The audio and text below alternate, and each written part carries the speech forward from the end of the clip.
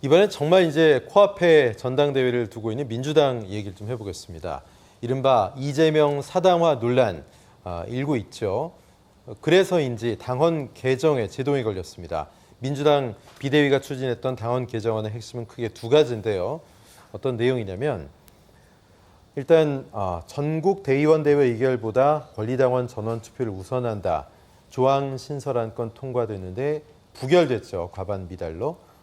그리고 기소 시 직무 정지 당무위 판단 절충안 이것도 부결됐습니다. 두 가지가 모두 고비를 넘지 못했는데 당 중앙위원회에서 제동이 걸렸습니다. 중앙위원 566명 가운데 440명 투표했는데 찬성이 268, 반대 162명, 찬성이 많긴 했지만 제적의 과반이 안 됐습니다.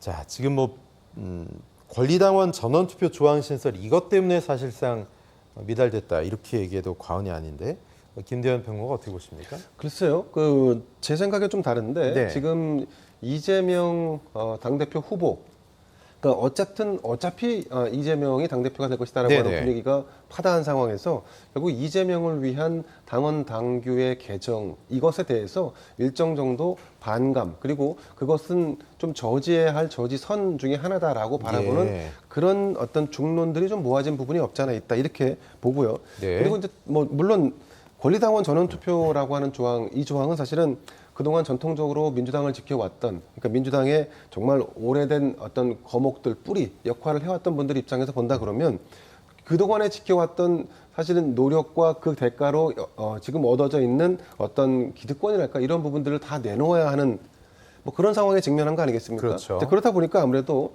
거부감이 들 수밖에 없고 그리고 전당대회든 당대표 선출하든 아니면 대통령 후보를 선출하든 여러 가지 선거에서 사실은 조직력을 갖추고 있었고 그동안에 쌓아왔던 모든 어떤 그 노하우라든가 집적된 에너지를 가지고 있는 분들인데 어느 순간 일반 당원들에게 자신들의 어떤 권한을 내어주기는 사실 쉽지 않은 문제입니다. 네. 그래서 사실은 룰을 바꾸는 것은 굉장히 조심해야 되는 부분이 있는데 지금도 이렇게 룰을 바꾸게 되면 이재명 당대표 후보가 당대표가 되고 그리고 나서 강성 팬덤 지지층에 의해서 당을 완전히 장악하는 이러한 용도로 활용될 가능성이 있기 때문에 일정 정도 당내에서 반감 혹은 저지선 이런 정도의 균형을 좀 찾는 과정이라고 봅니다. 네. 그런데 저는 이제 그 전에 지금 80조에 기소가 됐을 경우에 그럼에도 불구하고 당무위에서 결정해서 이것이 어떤 정치적인 목적으로 인한 공격이다라고 판단되면 당무를 계속 유지할 수 있게 한다는 거 아니겠습니까? 네네. 그런데 이 조항이 거부된 이 부분에 대해서는 사실은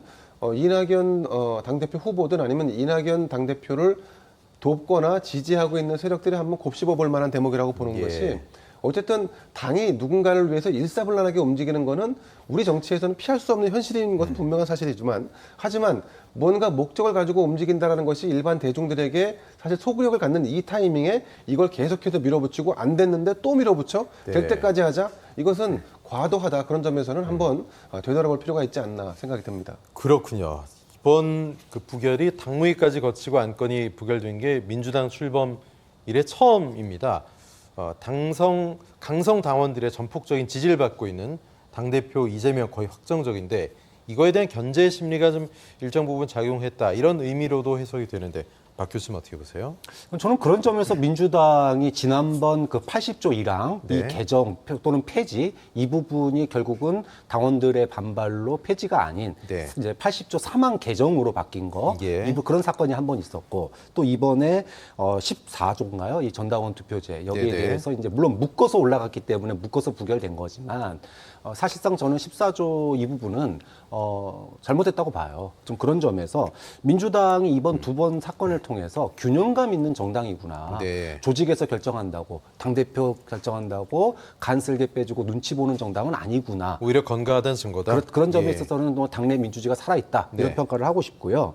저는 이번에 당 지도부가 너무 안이했다고 봐요. 예. 그러니까 80조 3항 같은 경우에는 선택의 문제가 아닙니다. 이재명 의원을 당대표로 뽑아놓고 기소가 됐을 때의 그 후폭풍을 생각한다면 최소한의 안정성이라고 하는 측면을 고려해야 되기 때문에 예, 예. 사실상 당에서 어느 정도 합의가 이루어진 부분이에요. 반면에 14조 전당원 투표는 이거는 어떻게 정치를 할 것인가 이거는 선택의 여지거든요. 예, 예. 당원 그때 당원들의 의견을 물어볼 것인가 아닌가의 선택의 문제지. 예. 이거는 소위 필수 불가결한 문제가 아닌데 토론 한 번 제대로 된 적 없습니다. 논의가 제대로 이루어지지 않은 상태에서 개정이 되는 거예요. 당연히 민주적인 정당이라면 토론이 이루어지지 않는 이런 개정에 대해서는 반발하는 게 당연하죠. 네. 이걸 묶어서 은근슬쩍 통과시킨다? 있을 수 없는 일이다. 좀 그런 점에 있어서는 이재명 의원의 당대표가 확실하지만 예. 이렇게 밀어붙이는 거에 대해서는 민주당이 저는 최소한의 건강성을 아직도 가지고 있구나라고 하는 평가를 받을 수 있다고 봅니다. 예, 어쨌든 이게 문턱을 넘지 못한 거에 대해서 당내 반발 목소리가 큽니다. 뭐 정청래 최고 후보도 그랬고 또 장경태 최고위원 후보도 역시 비슷한 얘기를 했는데 글쎄요. 당의 주인은 당원이니까 그들의 결정대로 가자. 더 많이 물어보고 가자. 이거는 동의하십니까? 어떻게 보십니까? 그러니까 당원의 뜻을 묻는다는데 싫어할 사람이 누가 있습니까? 네네. 그런데 당원의 뜻을 어떻게 묻느냐는 거예요. 네. 과반 출석에 과반 찬성으로 하느냐. 예. 즉 일반 민주주의의 원칙이 관철되는 당원의 뜻, 전당원 투표라면 이건 언제든지 할 수 있습니다. 해야 됩니다. 예. 그런데 그게 아니잖아요. 50%가 참여하지 않고 30%만 참여해도 예를 들면 좀 인정하겠다는 거잖아요. 그렇죠. 그렇게 되면은 이게 소위 말해서 강성 팬덤에 의해서 강성 당원에 의해서 당이 끌려갈 수 있는 문제예요. 두 번째, 자 일반 민주주의의 원칙이 지켜져야 된다는 거. 두 번째는 당심과 민심이 다를 때 그럼 어떡할 거냐는 겁니다. 예. 당심과 민심, 아까 말씀드렸던 대로 30% 또는 20%의 당원들이 발의하고 그 당원들이 가자는 쪽으로 간다면 근데 국민들은 싫어해. 그때도 갈 겁니까? 자, 그랬을 때 정치란 무엇인가? 당심과 민심의 차이를 갖다가 극복해내는 거, 당원들을 설득해서 끌고 가는 거, 이게 당대표의 역할이거든요. 예. 그런 점에 있어서는 이거는 과도한 어떻게 보면 팬덤 정치다 이런 비판을 받을 수 있기 때문에 토론의 여지가 아직 남아 있습니다. 예, 논란이 예. 있을 수 있는 거예요. 그 논란을 토론을 통해서 어느 정도 의사 수렴을 하고 그 다음에 당원 개정을 되는 거지 제대로 토론 한번 하지 않고 당대표 될 사람이 이걸 원한다고 그래서 밀어붙이는 거는 말도 안 되는 얘기죠. 예. 그런 점에 있어서 당원 명분 이야기하기 전에 당심과 민심을 어떻게 하나로 갈 것인가 이 부분도 좀 민주당이 고민돼야 될 부분입니다. 예, 당권 후보 두 분의 입장은 엇갈립니다. 뭐 이재명 후보는 뭐 더 신중한 논의가 필요하다. 많이 얘기를 들어보면 좋겠다 이렇게 얘기했고 박용진 후보는 반색했습니다. 근데 이 결과가 표심에 어떤 영향을 줄지 특히 뭐 최고위원 선거에 어떤 영향을 줄지 이게 좀 궁금합니다. 지금 치러지는 민주당 전당대회에서 당대표 그리고 최고위원은 거의 뭐 확정적으로 정해져 있다고 보는 게 맞을 것 같습니다. 네. 이를테면 당대표는 이재명. 이게 지금 어떤 돌발 변수에 의해서 아니면 뭐 완전히 뒤집힐 수 있는 상황인가? 그럴 수 없는 상황이죠. 네네. 자, 그렇기 때문에 이런 당원 당규 개정안의 불발에도 불구하고 부결에도 불구하고 전혀 이번 전당대회에 최고위원 선출과 당대표에게 영향을 주지 않을 것이다. 예. 또한 그렇게 생각하는 이유 중에 또 다른 이유는 박용진이라고 하는 지금 당대표 후보가 그러면 비명계 혹은 더 나아가서 친문계, 뭐 친노계를 대표할 수 있는 그런 대변인인가? 그렇지 않다는 거죠. 예. 더군다나 최고위원 선거도 마찬가지입니다. 뭐 친문계라고 이렇게 얘기할 수 있는 분이 고민정 의원 뭐 하나 정도 아니겠습니까? 예. 근데 이분도 마찬가지입니다. 그렇다면 고민정이 친문 진영의 대표자가 될 수 있는가? 그런 위치에 있다라고 보는 사람은 많지 않은 것 같습니다. 네. 그런 점에서 볼 때 지금 이 부결된 당원 당규 개정 내용이 사실은 이 전당대회에 미칠 내용은 굉장히 미미하거나 거의 없다라고 봅니다. 예. 그런데 관련 논의 오늘 의총에서 다시 얘기가 나왔는데 뭐 다음 80조 개정안은 다시 상정하기로 했다. 뭐 반발도 있는 것 같습니다.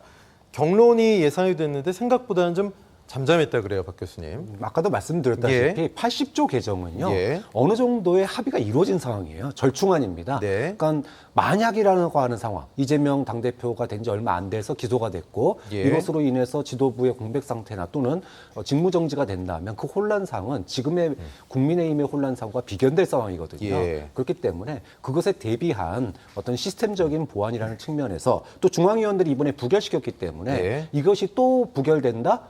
그렇게 될 경우에는 후폭풍이 굉장히 클 겁니다. 부담감을 느낄 거예요. 예. 제가 봤을 때는 뭐 내일 중앙위원회 다시 열어서 아마 된다 그러면 무난하게 80조 3항 개정은 통과될 거로 예상을 합니다. 근데 이 네네. 80조 왜 이렇게까지 민주당이 매달리는지 전 도저히 이해가 안 되는데 예, 예. 뭐 이를테면 노무현 트라우마가 있을 수도 있죠. 그리고 또 윤석열 정부에서 곧 사정 정국이 이어질 것이다라고 하는 예측도 예. 가능합니다. 근데 그럼에도 불구하고 이재명이 걸어가야 할 길이 과연 그것을 피하기 위한 방탄용 무언가를 만드는 것인가 아니면 정면 돌파인가? 그건 이재명 본인이 누구보다 잘할 거라고 봅니다. 네. 당내에서 어떤 결론이 나올지 주목됩니다. 두 분과는 말씀 여기까지 나누겠습니다. 박창환 교수님, 김대현 평론가님 고맙습니다.